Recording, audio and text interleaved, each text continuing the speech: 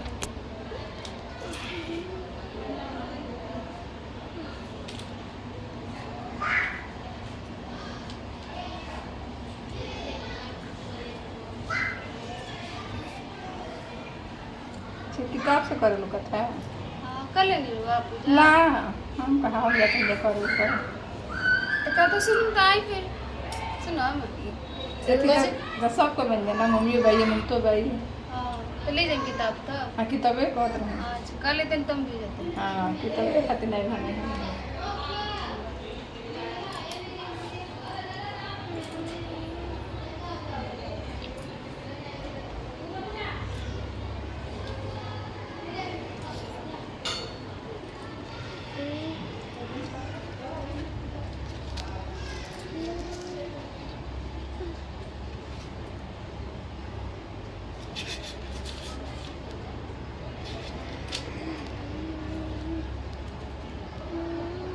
ज्योतिपुत्री का व्रत कथा।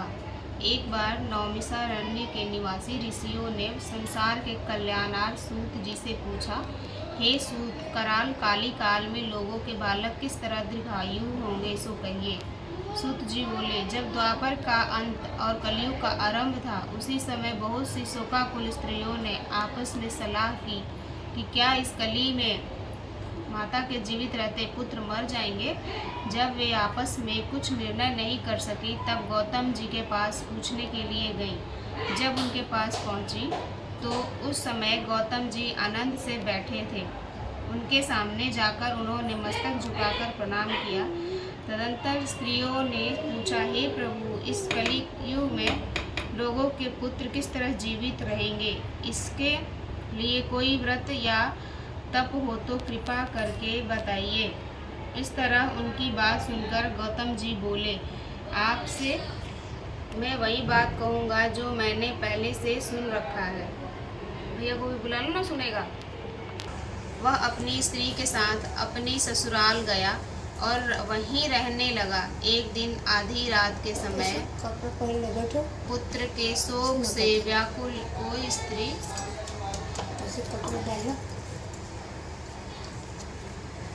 रोने लगी, क्योंकि वह अपने बेटे के दर्शन से निराश हो चुकी थी। उसका पुत्र मर चुका था। वह रोती हुई कहती थी, हाय, मुझ बूढ़ी माता के सामने मेरा बेटा मरा जा रहा है। उसका रुदन सुनकर राजा जिमुतवाहन का तो मानो हृदय वृत। उससे पूछा, तुम्हारा बेटा कैसे मरा?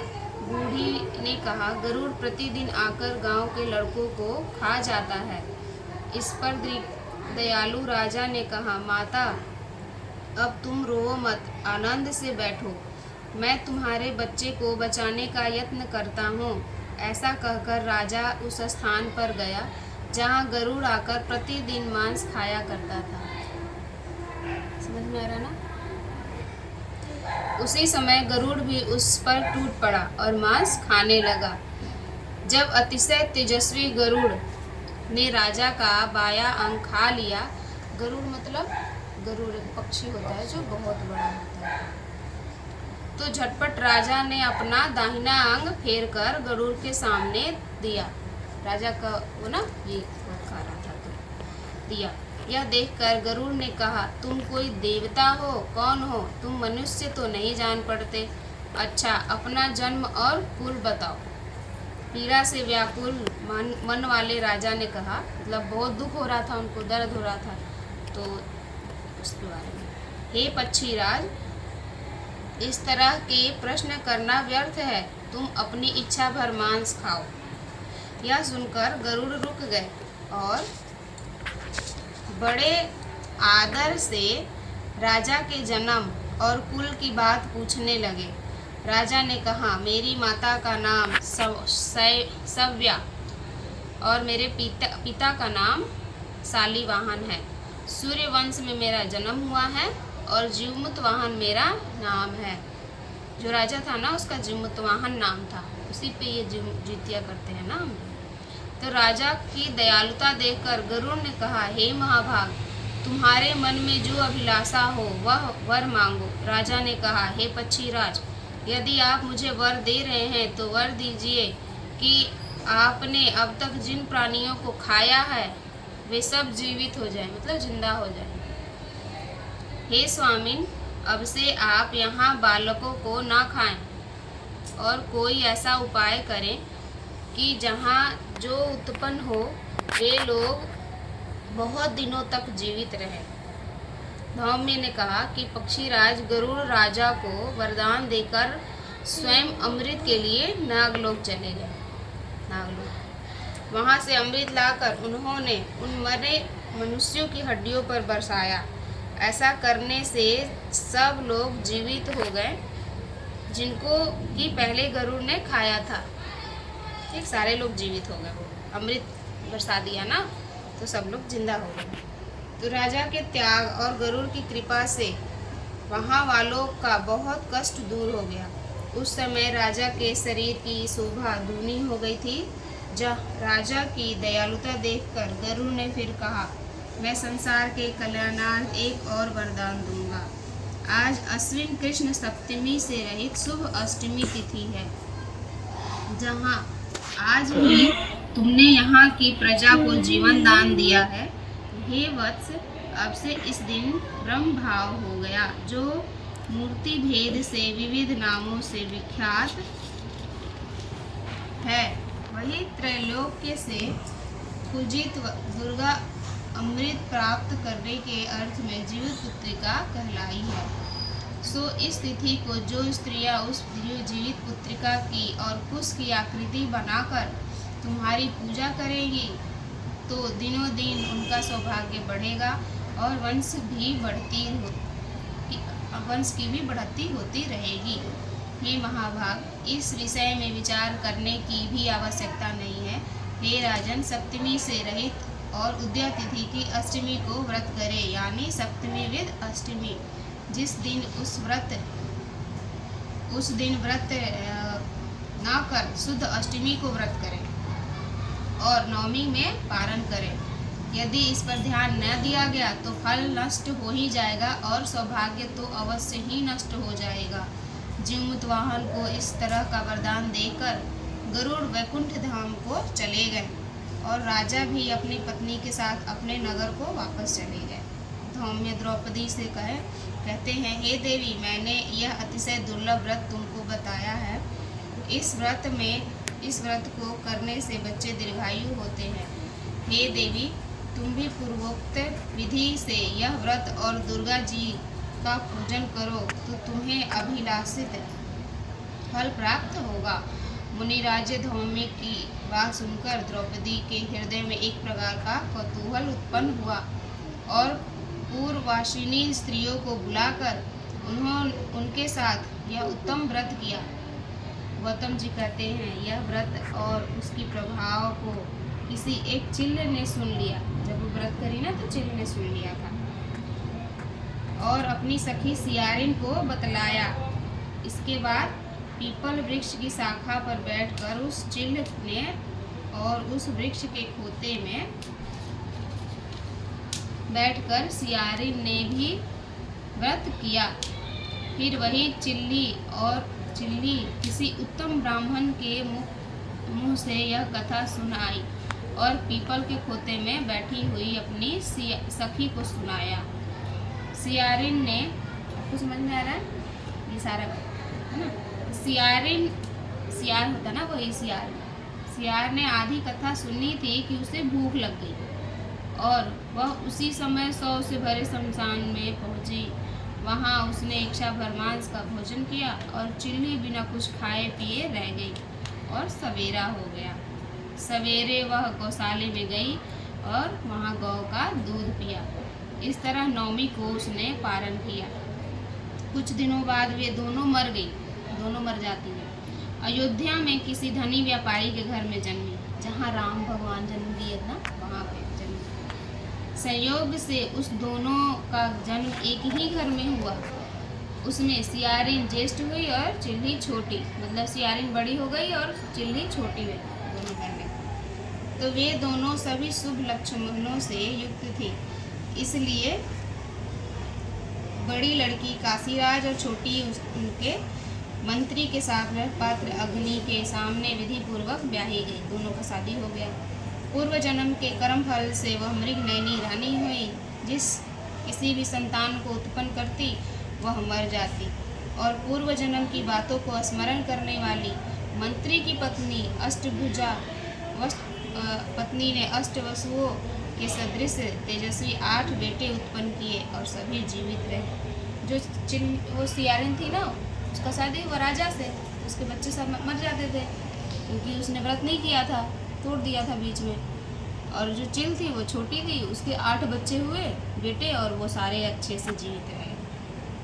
तो अपनी बहन के पुत्रों को जीवित देखकर ईर्ष्यावश राजपत्नी ने अपने स्वामी से कहा, यदि तुम मुझे जीवित रखना चाहते हो तो मंत्री के पुत्रों को उसी जगह भेज दो जहाँ मेरे बेटे गए हैं। मतलब ना अपनी बहन के बेटों को बोलती थी ना कि मार दो, उसके बेटे नहीं हैं इसलिए, अर्थात उन्हें मार डालो। यह सुनकर राजा की उस मंत्री के पुत्रों को मारने के लिए कई प्रकार के उद्योग किया, मतलब बहुत प्रकार से उसको मारना चाहा।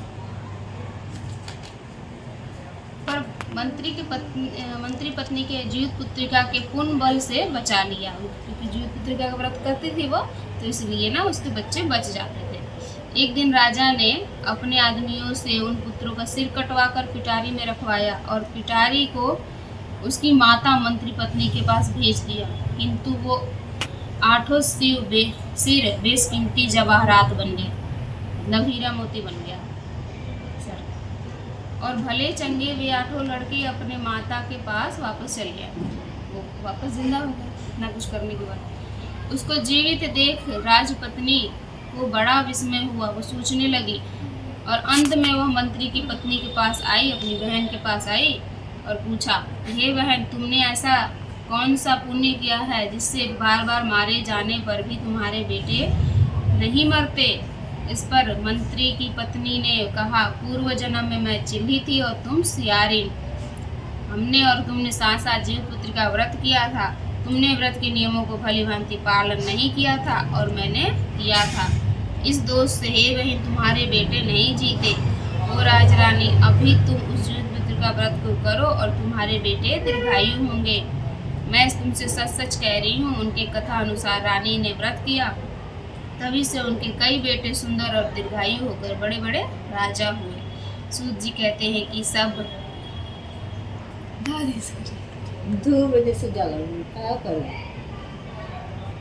कहते हैं कि सब प्रकार का आनंद देने वाले मैंने यह दिव्य व्रत बतलाया। स्त्रियां चिरंजीवी संतान चाहती हैं तो विधि पूर्वक यह व्रत करें।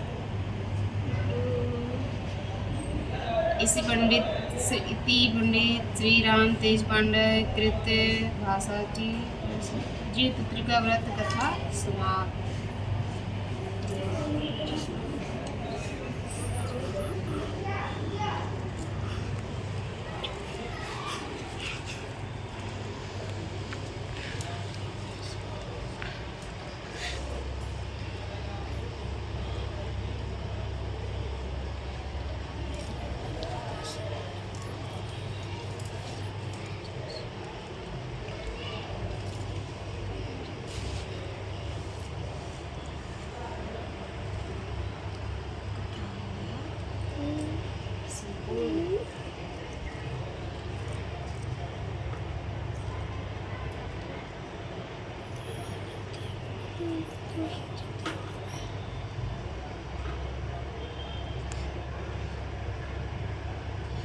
इनके सब बरियार लेवली सन खड़ के सब पंडित होने कल कहत रही सन कहने की हमनी के ना लगेला।